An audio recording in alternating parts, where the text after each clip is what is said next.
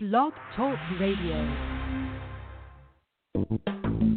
Welcome to the Institute for Personal Development, Kriya Yoga Ashram, where total consciousness is the new frontier. Kriya Yoga is union of the individual with the divine. Join us as we explore the practices to initiate this process.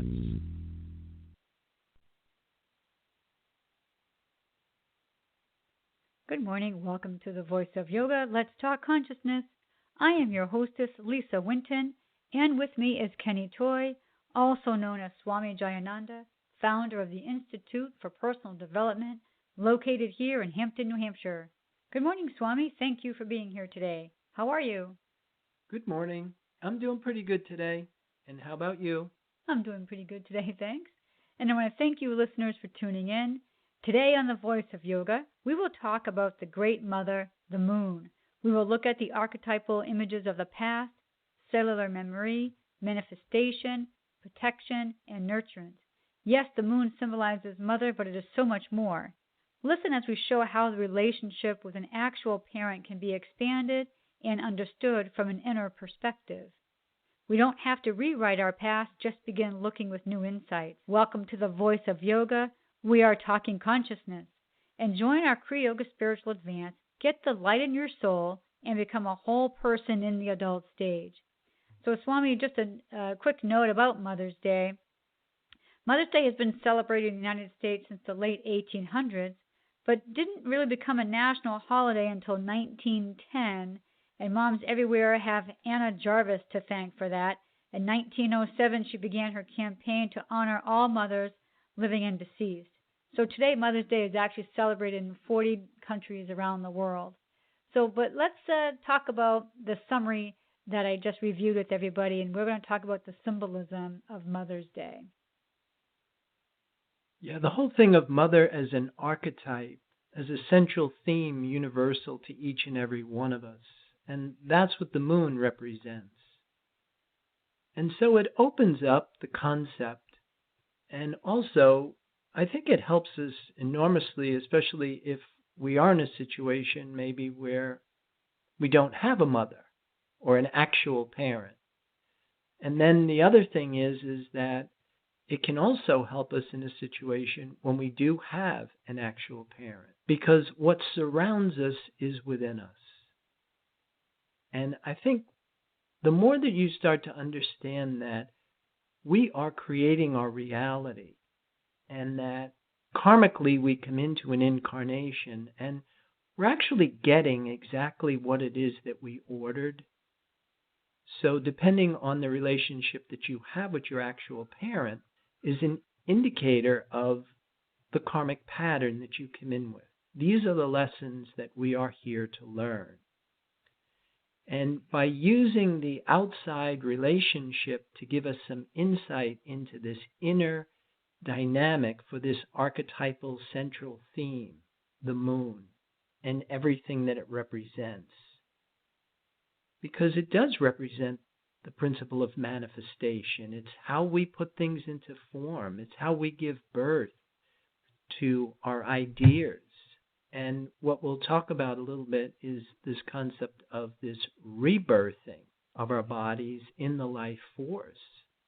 How the moon affects and either can prevent us from doing that or be our biggest ally. So how does the moon, how would that help us look at our, like we said in the summary, how would it look at the cellular memory and manifestation, protection, and especially nurturance?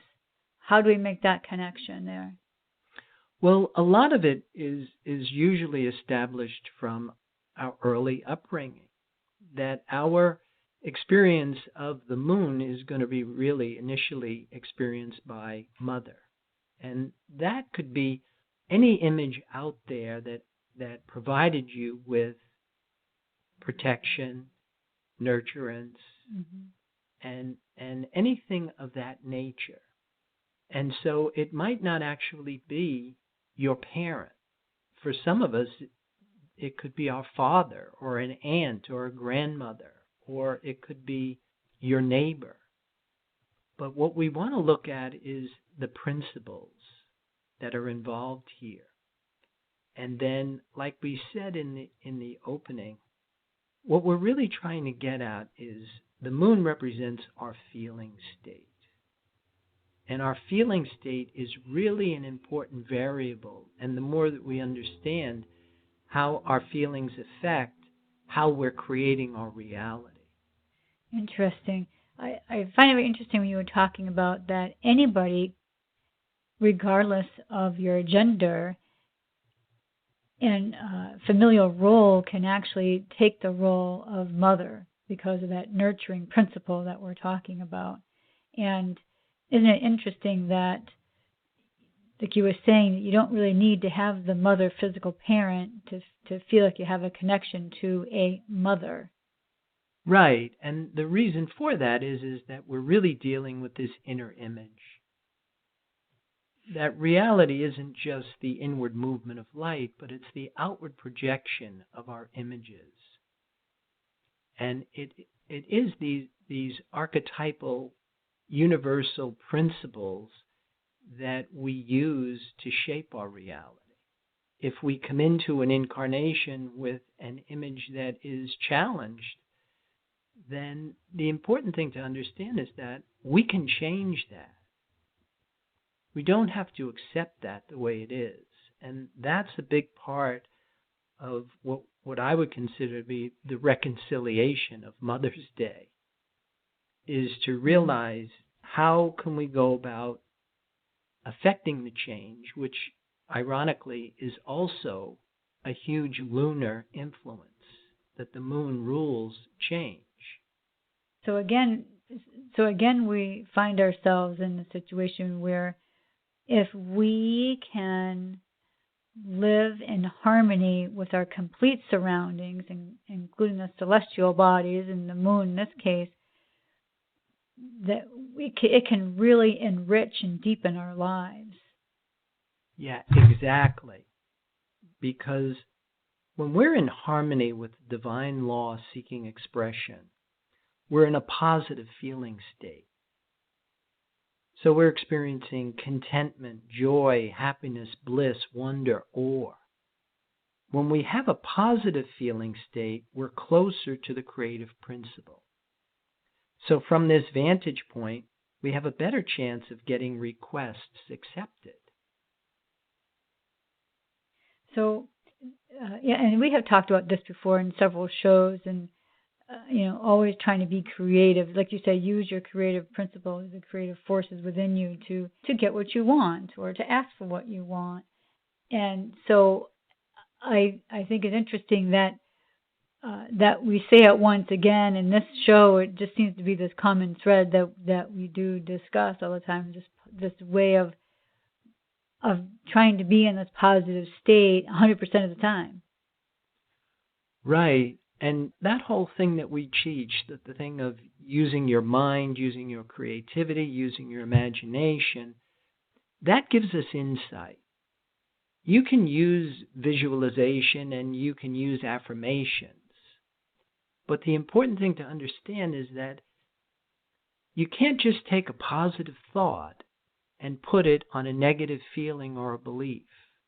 It doesn't do anything. So a big part of being able to be in a position of strength is to keep your inner environment in harmony, to experience those feelings of joy and happiness and contentment, because that's the way that we're going to start to shape our reality, that our subconscious responds to our dominant feeling.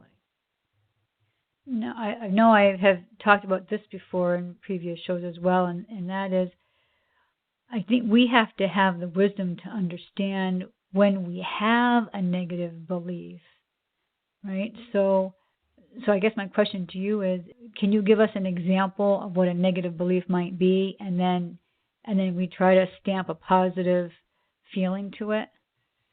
Yeah, see, when we're in discord and conflict with divine law-seeking expression, we're in a negative feeling state. So we're experiencing things like fear, anger, jealousy, envy, frustration, depression, apathy. When we're in a negative feeling state, we're resistant to the creative principle. So from this disadvantage, we're unable to get our requests accepted. So the feelings that you had mentioned earlier, those can turn actually into beliefs. Like fear can turn into being afraid, and that becomes your belief that you become afraid of everything and anything. Yeah, see, and that's where these feelings, when they become internalized like as cellular memory, these patterns that we internalize, and a lot of them are erroneous, limiting, negative beliefs that we have accepted. And so, but what we're not really clear about is how they're affecting our ability to move forward with our lives, and just how it's affecting our ability to be creative and imaginative and productive and prosperous.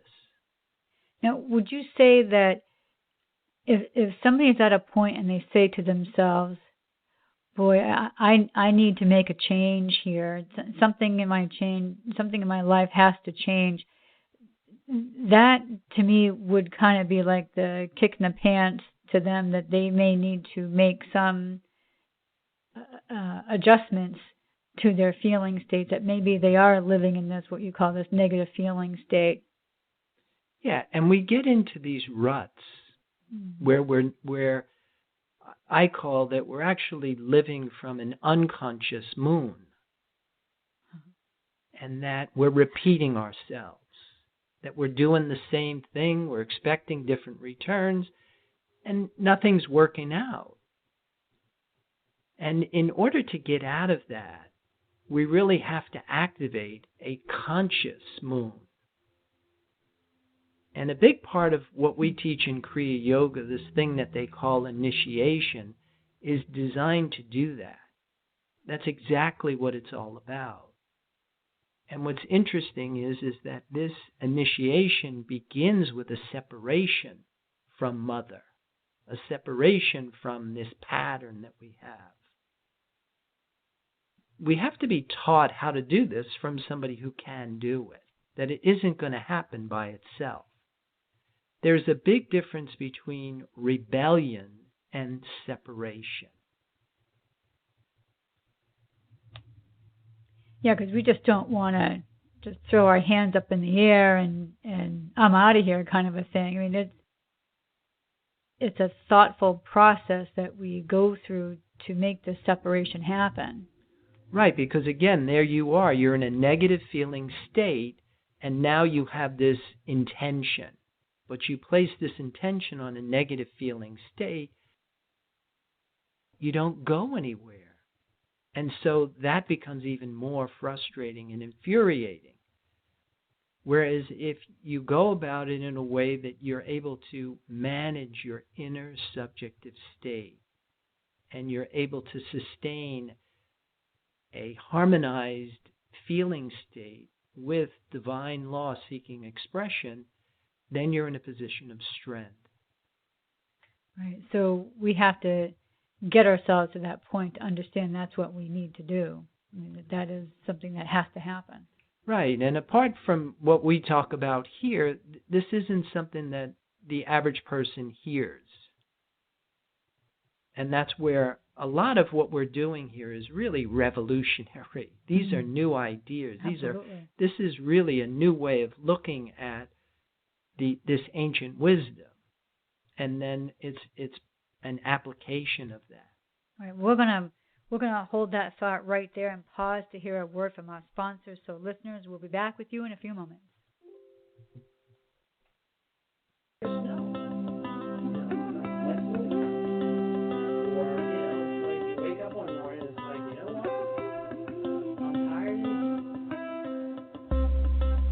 Kriya Yoga Theory 2 is a unique and revolutionary practice and forum designed to facilitate the growth process in human development. development.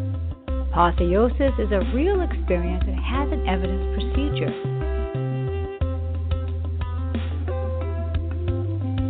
You cannot lead someone to permanent change by doing for them what they must do themselves. Personal accountability and responsibility are the foundation of Kriya Yoga Theory 2. You must be engaged and devoted. Prana power brings virtue to overcome fear, wisdom to overcome ignorance, purpose to overcome selfishness, enthusiasm to overcome laziness. Kriya Yoga is a path of action, knowledge, and devotion. These sessions are a celestial positioning system to guide the individual into union with the divine. For more information or to sign up for your next session online, go to www.ipdtransform.com. Namaste.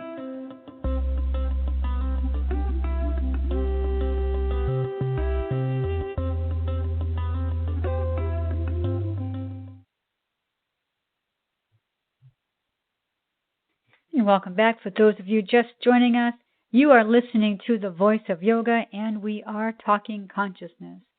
So, Swami, before the break, we were talking about negative feeling states, and you were saying that when we're in a negative feeling state, we're resistant to the creative principle, and from that disadvantage, we're unable to get our requests accepted. So, how exactly do we go about making that change? Right. Well, when the queen is happy, there's peace and prosperity in the kingdom. So the whole thing here is that you want to resolve all issues that you may have with the mother, the past, your cellular memory. The key here is to get yourself happy. That, to me, is what the foundation of Kriya Yoga is all about. When you are now accustomed to using what you really do need, see the availability of your number one need, the life force, prana, the grace of God, that this invisible, intangible resource is now associated with your peak experience feeling. Now there's going to be peace in the kingdom. So how does, I want to get back to cellular memory. So somebody might think that they're happy now, but what if it is something that's deep rooted cellularly that they can't pull out? They're unaware of it. It's not in their consciousness. That is something that has to be addressed. Yeah, and again, that's one of the reasons why in a practice of Kriya Yoga, there's a lot of work where you become introspective, analytical, observant, reflective. You really have to be aware of what you're thinking, how you're feeling, what you're saying, and what you're doing. And another great way of just cross-examining your life is to look at what you want and then compare it to what you're getting. Like, is your life unfolding in the way that you are expecting it to? Are you getting what you want? And if you're not, then you can immediately recognize that there's conflict. There's resistance here. That I'm asking for stuff, but I'm not getting it. How we find solution to that is first of all, we have to realize that solution begins with circumstances as they are. And the more we realize that we are creating our reality, but we're doing it with the thoughts we think, our feeling state, and the beliefs that we have accepted, then at least you're in a position of strength. Because you know that you're creating your reality. Once you recognize this, then the quicker you can start to change. And to me, change, like we said earlier, it's a real characteristic of the moon. Oh, I see. Yeah. So I know you have said in the past that we are the creators of our own reality, so that anything that happens in our lives, we bring it to ourselves. So in a sense, even without us knowing it, we are the creative principles, whether we're aware of it or not. And I think that's the key right there. Right. I mean, whatever's happening in our lives, if it's not happening consciously, it's happening unconsciously or karmically. The more that we understand that relationship and the more that we accept that as a reality, then the easier it is for us to look for solution, because you assume responsibility. When you're a victim and everything is happening to you and you're justified for being where you are, then nothing happens. You still don't get what you want.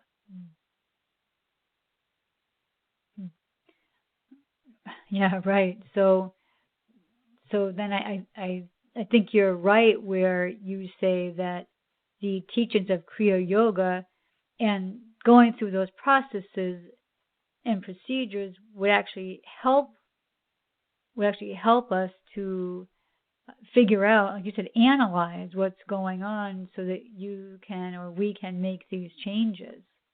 Right. And then you start by, you thank your actual parents for your first birth. And remember, everything is exactly the way we ordered it. We're not victims. Blaming comes with the regressive cycle. And when we don't initiate the progressive cycle, we remain in the grips of this unconscious moon. So the whole thing of taking an unconscious moon and now making it a conscious moon, when you activate the conscious moon, now you can rebirth your body, because the moon is the mother. Moon is the principle that enables us to give birth. So by activating the unconscious moon and making it a conscious moon is where we can start to initiate this second birthing of our bodies. And here's where you might want to get some help from the Kriya Yoga ashram. And our first birth, we became sons and daughters of humans. We really had no choice with that. But this second birth, we become sons and daughters of the divine. And it is all conscious choice and effort.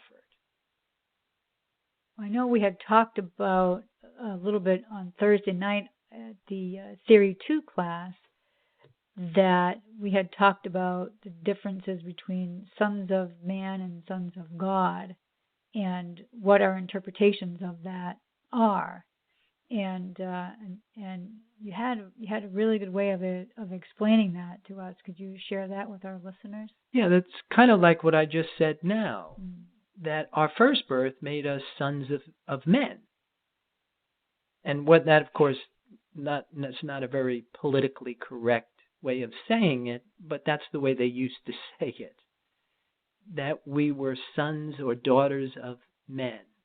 Now this concept of becoming a son or daughter of God wasn't something that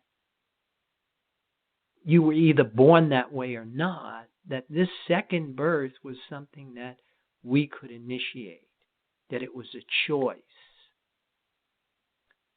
But it had a very specific format to it. That rebirthing your body in the life force, first of all, it doesn't happen by accident. It's not going to happen to you. And praying for it doesn't make it happen. But if you understand what the books were saying, that you actually had to separate from your attachment to things visible and tangible, and then acquire a taste for something that was invisible and intangible. And when you did that, then you changed your source of sustenance. You changed the reward circuits in your brain. You changed neurological pathways. Now you desire this void or this nothing. Or you love the Lord thy God with your heart, your soul, your mind. That you become addicted to another source of sustenance. That's not magic, and it's not just something you believe in. It's physics. It's instruction to do something. And activating the conscious moon is really a great way of getting that so that you can experience what it is that we're talking about. And so you've been saying that all along, and I think what you're saying is when you talk about that we need to get this connection, this is what you're talking about. Yeah, exactly. And when you have the benefit of internal support, then the first thing that really happens is that there's calmness, because your body isn't searching for something that produces a feeling that you're okay, that you actually hardwire the panel. That's what beliefs are. Beliefs really are thoughts that have a feeling state assigned to them. And so when the thought comes up, now it evokes a feeling, and then of course that feeling is what creates this frequency that goes out into the universe, and then the universe answers us and matches that frequency. So whether it's positive or it's negative, it is that frequency that we are attracting things into our lives with. Because as you would say, like attracts like, right? And so it comes right back down to what we were talking about earlier, positive feeling states and negative feeling states. And if we don't have this resource-based economy and we don't try to get this connection, then chances are we can be pulled into this negative feeling state rather quickly. Right. And even when you do have it, it's very easy to lose it. That's why the fall from Eden, it's one bite of an apple from one of those trees and you're banished from Eden. You're thrown into the realms of suffering and decay. And so that's why you really need a practice. This is something that you do on a regular basis. And you're constantly patrolling the frontier of this connection. And you're making sure that the plug didn't come out of the wall. I like that. I was just thinking, you say sometimes that you have to constantly weed your garden. So that's what reminded me of when you were just talking about that. And you say you got to go in there and look at all of your houses. We do this when we do the labyrinth exercise, and pull out those weeds and make sure we don't give them a chance to root. Right. And also, that's why, again, the labyrinth is an incredible tool, because you actually visit these different facets of your mind. You're implementing imagery, or you're doing evaluations of these departments in your life. And that's being very proactive. And isn't that much better than the alternative, and that is to manage the problems after they've already arisen, as opposed to you try to do it before things happen. Right. That's an expression that I grew up with, was an ounce of prevention is worth a pound of cure. That if you're doing your homework, then you'll minimize your workload. Right. And it makes more sense, and in the long run, it's a lot easier if you just keep weeding out the garden, as opposed to when those weeds get rooted, like I said, then we're going to have some trouble, I think. So I think it's probably almost about that time that we have to start closing down our show today. So listeners, I invite you out there to visit the website. It's www.ipdtransform.com. So once you're there, you can post comments about this show, maybe give us some ideas about shows you'd like us to consider in the future. But keep those comments, questions, and curiosities coming, because Swami does enjoy hearing from you. And be sure to tune in next week. We'll be talking about the ascension of Jesus. So, Swami, do you have any final thoughts or comments about today's show? Well, I would like to sum up and explain how this second birth affects the relationship with our actual parent. Because once we separate from this original pattern, we begin to develop an adult relationship with our mothers.